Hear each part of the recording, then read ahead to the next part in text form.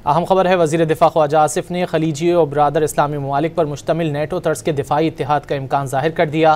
ख्वाजा आसिफ ने वाज़ेह कर दिया कि अरब ममालिक अपनी सलामती के लिए मीलों दूर किसी मुल्क पर इन्हिसार नहीं कर सकते। सऊदी अरब से दिफाई मुआहदे से कबल किसी भी मुल्क को एतमाद में नहीं लिया गया।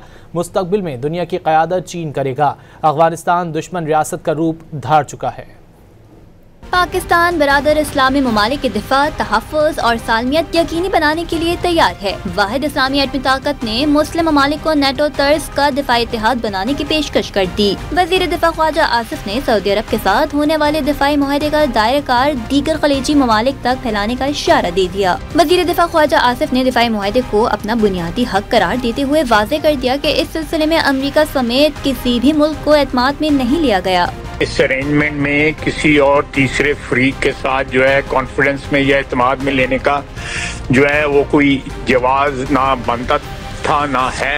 एक बुनियादी हक जो है हमारा वो हमें डिनाई नहीं किया जा सकता और वो हमने हक जो है कल एक्सरसाइज किया है। वफाकी वजीर ख्वाजा आसिफ ने अफगानिस्तान को दुश्मन रियासत करार देते हुए बावर कराया कि अफगान हुकूमत TTP के जरिए पाकिस्तान को यरगमाल बनाकर ब्लैक मेलिंग पर उतर आई। पड़ोस से दरअंदाजी और दहशत गर्दी की सूरत हाल और इस पर अफगान हुकूमत की जानिब से अदम ताउन का रवैया नाकाबिले बर्दाश्त है।